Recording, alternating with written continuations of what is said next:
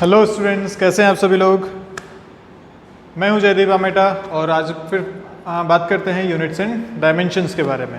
Okay, last class में हमने बात करी थी डायमेंशंस के क्या एप्लीकेशंस हैं उस पर, तो उसका एक हमने एग्जांपल लिया था। उसी एग्जांपल पे बेस्ड आज कुछ और क्वेश्चंस करते हैं और उसके बाद हम आगे चलेंगे कि उसके दो और कौन से एप्लीकेशंस हैं। तो हमने याद करो हमने बोला था कि होमोजेनिटी प्रिंसिपल हम इसमें यूज़ करेंगे। क्या कहता था होमोजेनिटी प्रिंसिपल कि सेम डायमेंशंस की जो क्वांटिटीज़ हैं आप उन्हें ऐड या सब्ट्रैक्ट कर सकते हैं, डिफरेंट डायमेंशंस को ऐड या सब्ट्रैक्ट नहीं किया जा सकता। और अगर बात आती है मल्टीप्लिकेशन या डिवाइड करने की तो कोई भी डायमेंशन चलेगी, उसमें कोई दिक्कत हमें नहीं होती। ठीक है, तो वो वाली चीज़ यूज़ करके या वो प्रिंसिपल यूज़ करके हम ये क्वेश्चन सॉल्व करते हैं। तो देखिए क्वेश्चन क्या कह रहा है, पॉज कीजिए जल्दी से और ये क्वेश्चन सॉल्व करने की कोशिश कीजिए जस्ट लास्ट टाइम के हिसाब से ही।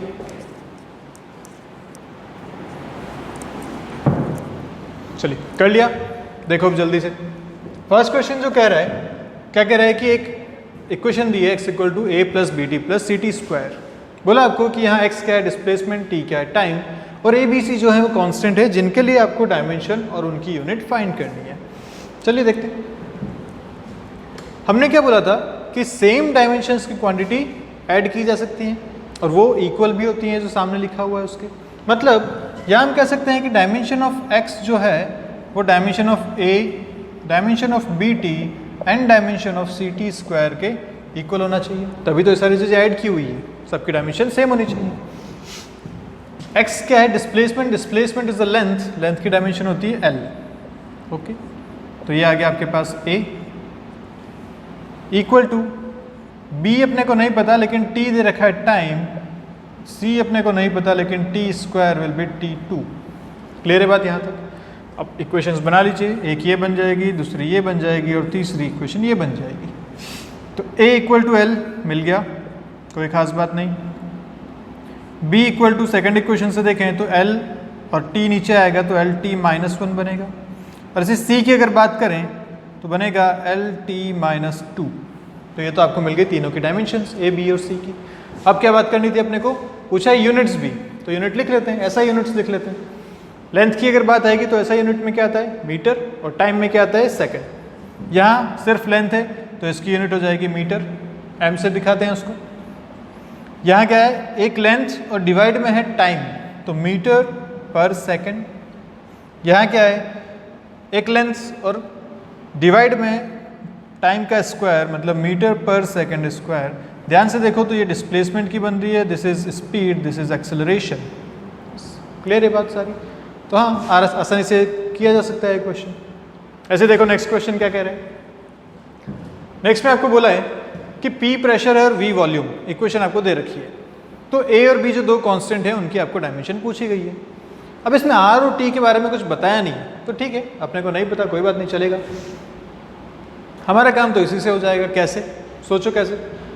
क्या ये इसकी बात करूं मैं, P plus A by B square, दो क्वांटिटीज़ यहाँ ऐड हो रही हैं, कौन कौन सी, P और a बाई बी स्क्वायर। जब एडिशन हो रहा है तो क्या P की dimension must be equal to a by B square की डायमेंशन। क्लियर है। और ऐसे अगर मैं यहाँ बात करूँ इससे तो क्या मुझे मिलता है कि V की जो डायमेंशन है must be equal to B की डायमेंशन, क्योंकि V और B सब्ट्रैक्ट हो रहे हैं। कब सब्ट्रैक्ट हो सकते हैं, जब दोनों की डायमेंशन सेम हो, तो V की डायमेंशन इक्वल टू B की डायमेंशन। क्लियर है बात। अब बात करते हैं कि प्रेशर की डायमेंशन होती कितनी है, कैसे लिखा जाए। तो प्रेशर का फॉर्मूला अपने को पता है, क्या होता है, फोर्स बाई एरिया। फोर्स अब तक तो याद हो जानी चाहिए आपको, mL/t - 2। कहाँ से आया, mass into acceleration, LT - 2 is acceleration, divide by area, metre square मतलब L स्क्वायर। कितना आया देखो ध्यान से, mL-1 t - 2। This is pressure. ऐसे अगर वॉल्यूम की बात करें तो वॉल्यूम क्या होता है, मीटर क्यूब, ये हो जाएगा L3। अब अपने पास ये दो इक्वेशंस हैं जहाँ अब अपने को P और V की वैल्यू तो पता चल चुकी है, A और B निकालना है। तो फर्स्ट इक्वेशन से अगर बात करें तो लिखूंगा A इक्वल टू P की डायमेंशन इंटू V स्क्वायर की डायमेंशन। P डायमेंशन है mL-1 t - 2, V स्क्वायर है L क्यूब का स्क्वायर मतलब L6। तो फाइनल आपके पास आएगा mL5 यहाँ से 6 और यहाँ से -1 आया 5, इधर से आया t-2। This is the dimension of A. एक आपका आंसर हो गया ये। दूसरा बी पूछा है तो सेकंड इक्वेशन से बात करते हैं। b इक्वल टू वी की डायमेंशन है सीधा सीधा, तो b की डायमेंशन आपके पास आ गई L3। ये आपके दोनों आंसर आ गए। तो प्रिंसिपल ऑफ होमोजेनिटी से हम हमेशा किसी कांस्टेंट की डायमेंशंस निकाल सकते हैं या फिर हम उस इक्वेशन की डायमेंशनल करेक्टनेस भी चेक कर सकते हैं। तो ये तो अपना हो गया पहला एप्लीकेशन ऑफ डायमेंशंस। पॉज के स्क्रीनशॉट लीजिए। इसके बाद हम चलते हैं दूसरे इसके एप्लीकेशन पे।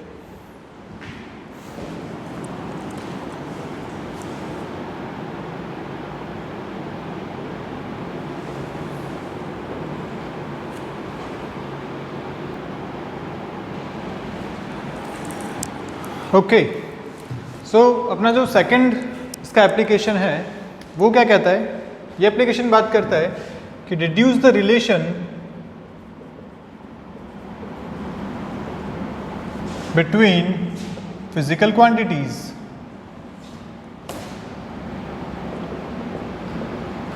जैसे एग्जाम्पल आपके सामने है बिल्कुल।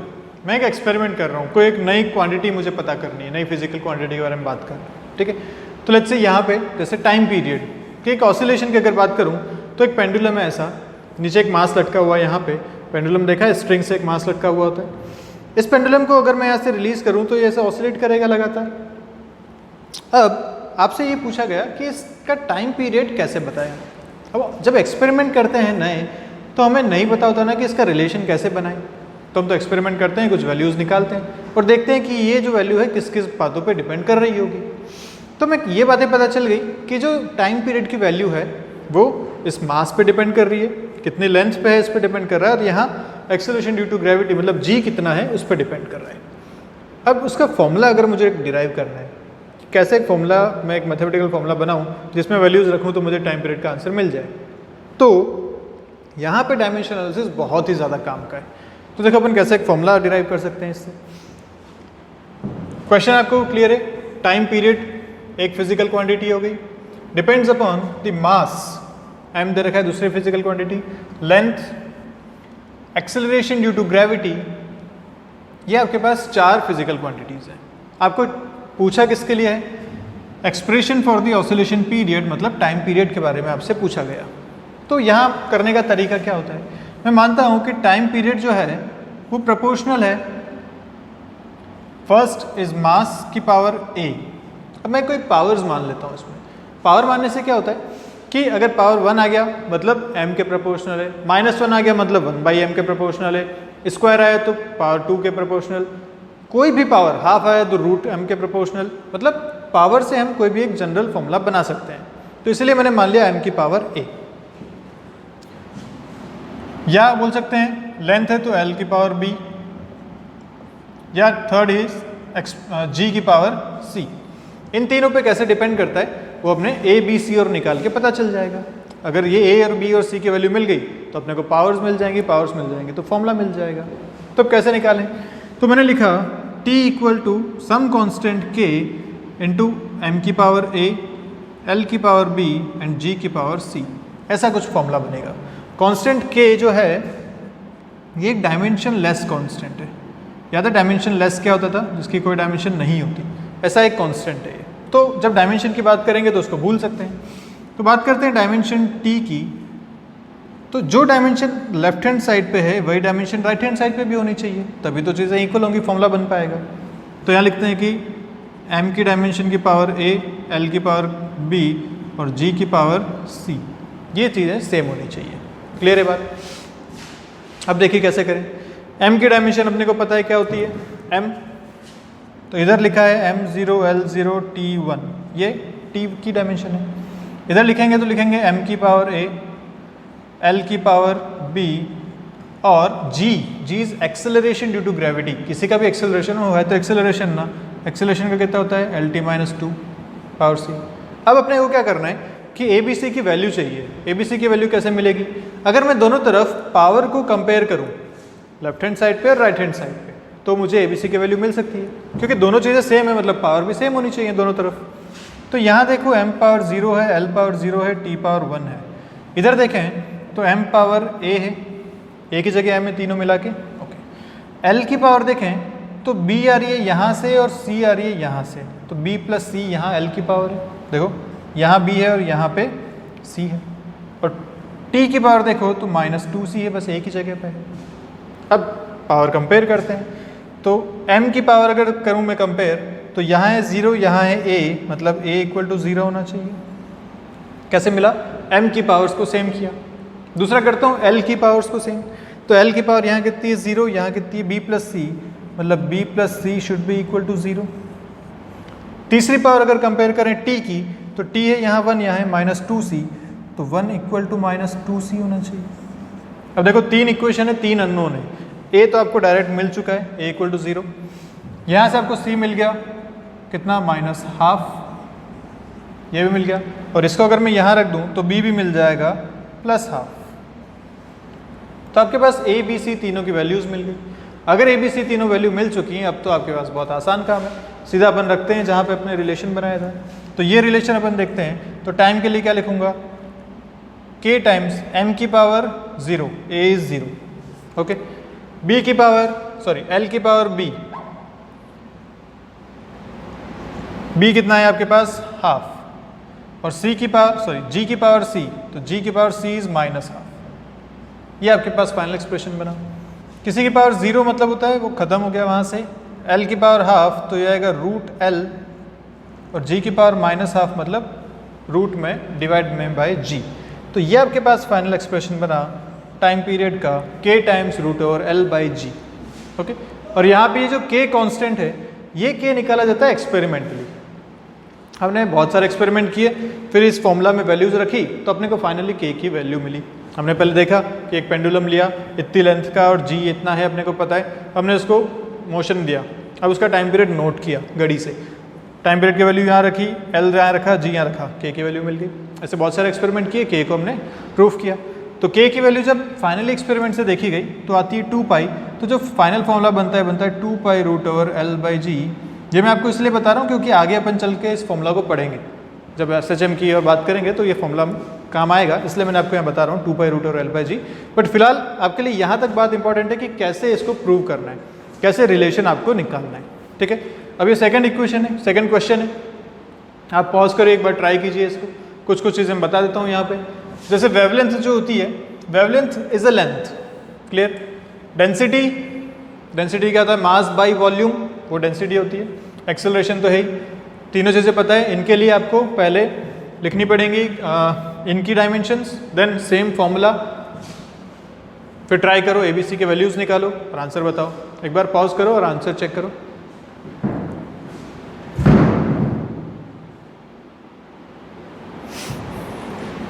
ओके, चलिए, आई होप आपने कर लिया होगा। अब देखते हैं कि इसको कैसे सॉल्व करें। तो यहाँ भी अब क्या क्या है, वेलोसिटी है, वेवलेंथ है, डेंसिटी है और एक्सेलरेशन है। ये चार फिजिकल क्वांटिटीज़ यहाँ भी हैं। वेलोसिटी के लिए आपको इनके रिलेशन पूछा है तो अपन वेलोसिटी मानते हैं कि इज़ प्रोपोर्शनल टू या इज़ इक्वल टू, सीधा मैं लिखता हूँ k टाइम्स कांस्टेंट ले लिया अपन ने, और इन सब के लिए भी लिख लेते हैं। फर्स्ट रिलेशन इज़ लैम्डा की power a, second is density की पावर b, और third is acceleration due to gravity की पावर c। ये अपन एक रिलेशन मान लिया। यहाँ पे अपने को ABC की वैल्यू फाइंड करनी है। उससे पहले इधर देख लो कि लैम्डा जो है उसके लिए डायमेंशन लिखी जाएगी लेंथ, क्योंकि लैम्डा इज लेंथ। डेंसिटी होती है मास बाई वॉल्यूम। मास क्या होता है m, वॉल्यूम क्या होता है L³, तो नीचे वॉल्यूम में ऊपर जाके आ जाएगा -3। और g अभी हमने बात करी थी कितना होता है LT-2।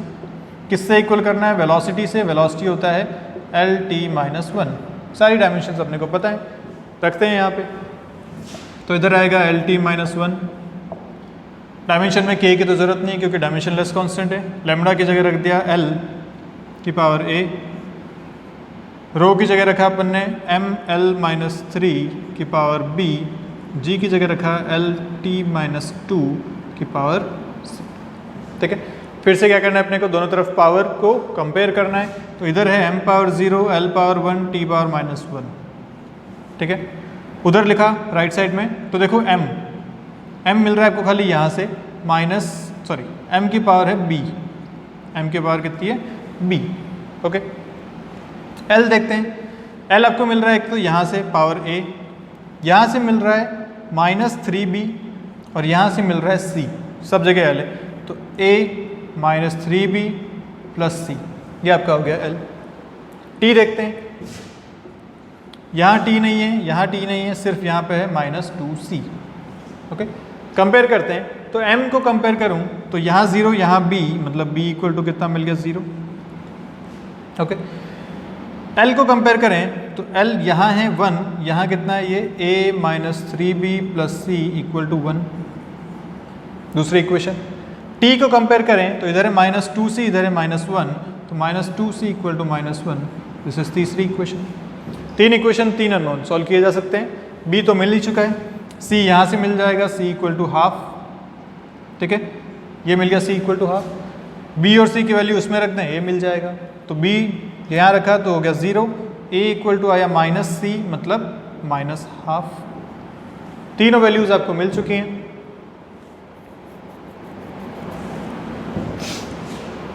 सॉल्व करते हैं तो फाइनल एक्सप्रेशन क्या बनेगा आपके पास, देखिए, सॉरी a = -c नहीं, यहाँ पे आएगा a +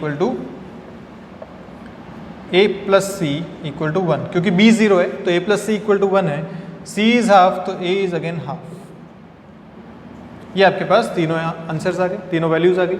फाइनली अपन इस इक्वेशन में रखते हैं तो मिलेगा v = k times lambda power a, तो लैम्डा a कितना आपने है ½ रो पावर b कितना था 0 और g power c is again ½ ये आपका फाइनल एक्सप्रेशन बना।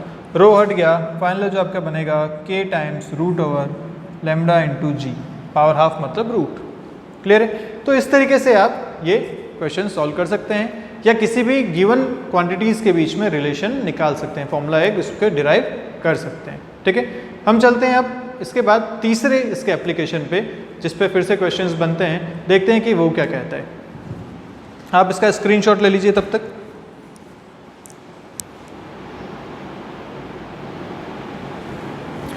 ओके स्टूडेंट्स, तो अपना जो थर्ड इसमें और लास्ट एप्लीकेशन है वो है किसी फिजिकल कांस्टेंट का डायमेंशन निकालना। फिजिकल कांस्टेंट ये क्या होते हैं? तो बहुत सारी चीज़ें ऐसी हैं जो हर जगह फिक्स रहती हैं। जैसे अगर मैं बात करूं यूनिवर्सल ग्रेविटेशनल कांस्टेंट की, इसको लिखते हैं कैपिटल G से, तो capital G is a constant for, मतलब यूनिवर्स में कहीं भी जाएंगे आप इस कांस्टेंट को यूज़ कर सकते हैं फॉर्मूला में जहाँ पे आपको फोर्स निकालना है। This does not change with the time और विद स्पेस और विद पोजिशन। तो ऐसे कुछ कांस्टेंट हैं जिनका डायमेंशन अब निकालना चाहिए, ठीक है, जो फॉर्मूलाज में बहुत यूज़ होते हैं। जैसे फर्स्ट क्वेश्चन आपको दे रखा है कि the viscous force between layers. अब देखो बहुत चिंता की ज़रूरत नहीं है कि ये विस्कस फोर्स क्या होता है, यहाँ ये क्या क्या चीज़ें लिखी हुई है, नहीं। मैंने आपको जैसे पहली बात बताया था कि यूनिट्स एंड डायमेंशन पूरे 2 साल तक आप पढ़ते ही रहेंगे हर चैप्टर के साथ साथ, क्योंकि हर चैप्टर में नई फिजिकल क्वांटिटीज से इंट्रोड्यूस करेंगे, वहाँ पे फिर उसके बारे में यूनिट्स और डायमेंशन की बात करेंगे। तो फिलहाल हम जस्ट समझने के लिए सारी चीज़ें यूज़ कर रहे हैं। तो क्वेश्चन में आपसे बोला गया कि द विस्कस फोर्स, जो भी है फोर्स है, विस्कस फोर्स कुछ भी होगा पर फोर्स है, between layers of a flowing fluid is given by the expression Fv = -eta dV/dx। अब यहाँ पे आपको बोला है कि जो Fv है वो फोर्स है, फोर्स के लिए क्या होती है डायमेंशंस, mlt-2। ईटा आपको फाइंड करना है, find the dimensions of eta. A is area, here area आपको दिया हुआ है L²। dV/dx इसे कहते हैं वेलोसिटी ग्रेडियंट। अभी चिंता की कोई ज़रूरत नहीं है, सब चीज़ें आप आगे पढ़ने वाले हैं। वेलोसिटी ग्रेडियंट सीधा सीधा इसका मतलब होता है स्पीड बाय डिस्टेंस। सीधा सीधा अगर इसकी बात की जाए तो ये ऐसा लिखा जा सकता है।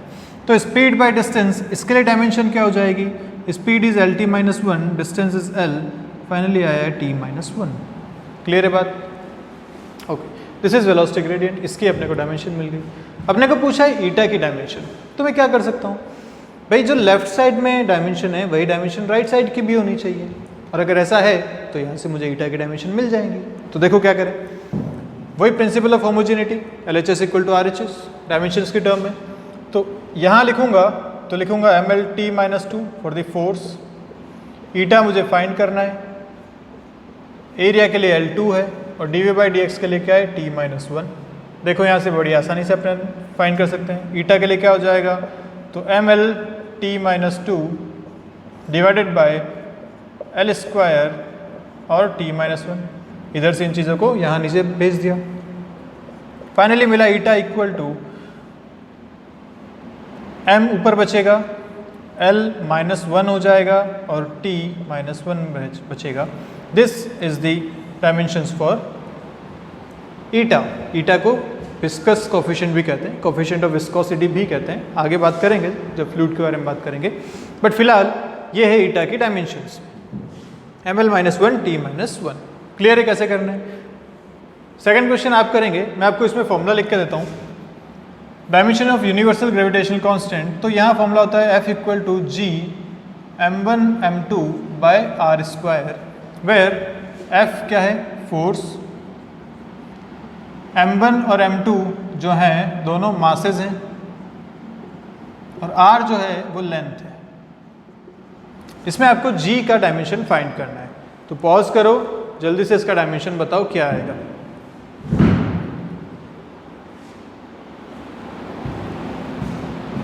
ओके, अब बताओ मुझे, सॉल्व किया। देखो ध्यान से क्या करेंगे, फोर्स के लिए अपन लिख सकते हैं mlt-2, बार बार वही लिख रहे हैं। G अपने को फाइंड करना है, रख दिया अलग से। m1 m2 दोनों मासेज हैं, m और m, r² लेंथ का स्क्वायर। यहाँ से आपको G फाइंड करना है, तो क्या करेंगे, G equal to mlt-2 L² divided by m²। ठीक है, लिख लो फाइनली m-1 नीचे से 2 ऊपर गया तो -1, L 1 into 3, t-2 अकेला है, तो this is the dimensional constant for G। आसान है। तो ऐसे कोई भी आपको एक्सप्रेशन दिए जाए कि आप उसके लिए निकाल सकते हैं, बड़ी आसानी से निकाला जा सकता है। चलिए एक क्वेश्चन और कीजिए। इस बार आपको बोला गया PV इक्वल टू nRT के लिए R का डायमेंशन कांस्टेंट बताइए। ठीक है, तो क्या करेंगे, बोला क्वेश्चन है PV इक्वल टू nRT। इसमें P इज प्रेशर, लिख देता हूं मैं साइड में, V इज वॉल्यूम, N है number of moles, R universal gas constant कहलाता है जिसकी अपने को डायमेंशन फाइंड करनी है, एंड T इज टेम्परेचर। अब इसके लिए आपको पूछा है कि R की डायमेंशंस बताइए, फिर से अपने को वही करना चाहिए, P इंटू V। P के लिए क्या लिखा जाएगा, प्रेशर लिखते हैं फोर्स बाई एरिया से, है ना, अभी अपन ने पिछले क्वेश्चन में भी किया था।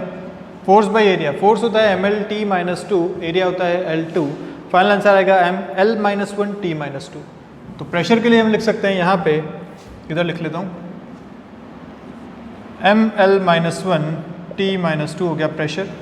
वॉल्यूम के लिए अगर लिखें तो लिखूंगा L3, this is volume. N के लिए अगर लिखा जाए तो दिस इज मोल। रिमेंबर हमने 7 क्वांटिटीज़ ली थी, बेसिक क्वांटिटीज़, उसमें एक था अमाउंट ऑफ सब्सटेंस जिसकी यूनिट थी मोल, तो वही है ये। तो इसकी डायमेंशन लिखा जाता है मोल से ही। R के लिए अपने को डायमेंशन पता करनी है, और T होता है, क्या होता था T, रिमेंबर थीटा से देते थे इसे, टेम्परेचर को। तो अब यहाँ से अपन R निकालना है, R आराम से निकाला जा सकता है। क्या हो जाएगा देखिए, ml-1 t-2 divided by mole and theta. Final answer will be m L2 t-2 mole -1 theta -1. This is the final dimensional constant for R. Clear है बात। तो इस तरीके से आप कोई भी गिवन इक्वेशन के लिए या गिवन फॉर्मूला के हिसाब से डायमेंशनल कांस्टेंट को बता सकते हैं, या गिवन कांस्टेंट का डायमेंशन आप बता सकते हैं। ठीक है, तो इसका स्क्रीनशॉट ले लीजिए। यहाँ तक अपनी सारी बातें हो गई एप्लीकेशंस ऑफ डायमेंशंस के बारे में। बस अब इसमें एक लास्ट छोटा सा टॉपिक है कि इस डायमेंशंस की लिमिटेशंस क्या क्या हैं, और कौन कौन से प्रीफिक्सेस हम जनरली यूज़ करते हैं, तो उसके बारे में बात कर लेते हैं। आप जल्दी से इसका स्क्रीनशॉट लीजिए।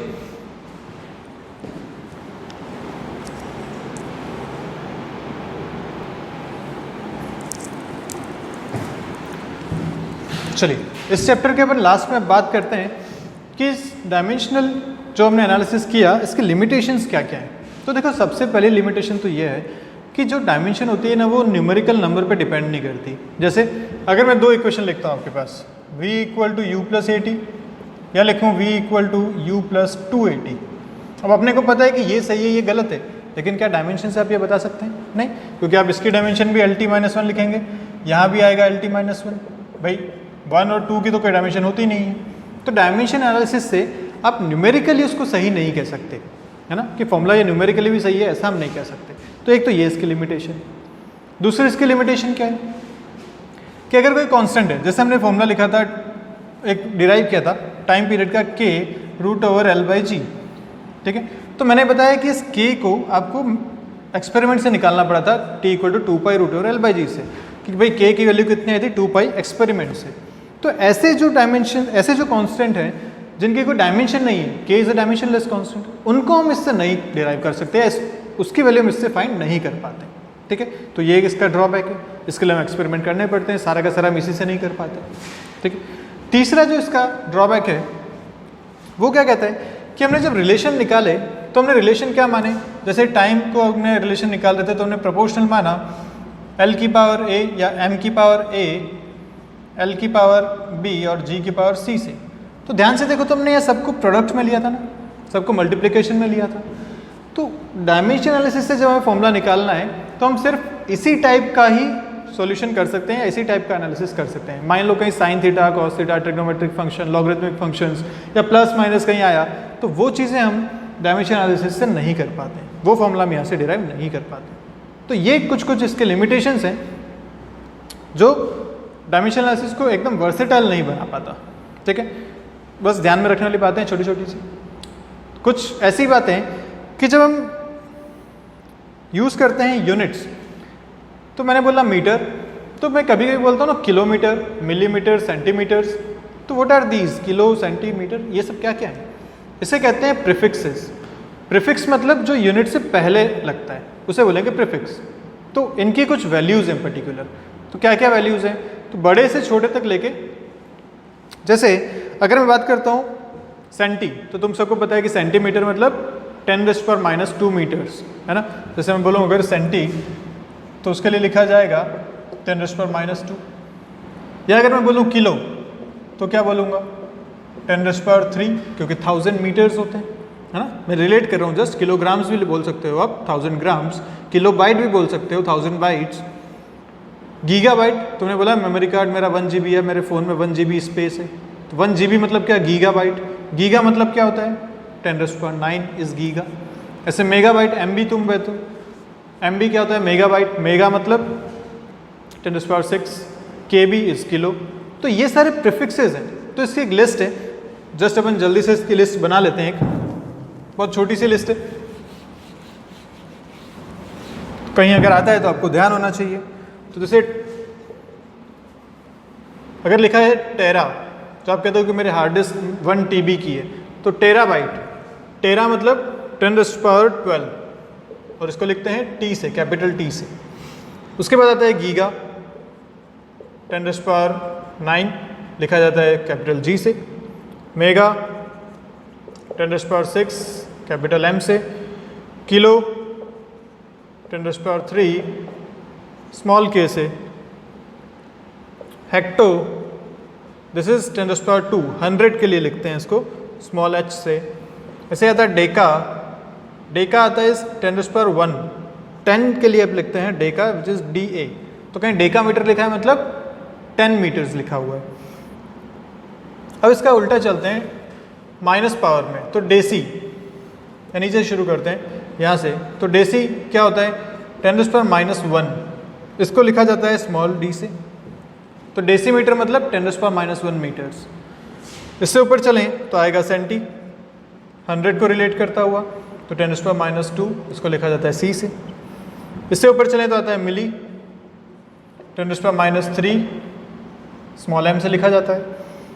माइक्रो 10⁻⁻⁶ म्यू से लिखा जाता है।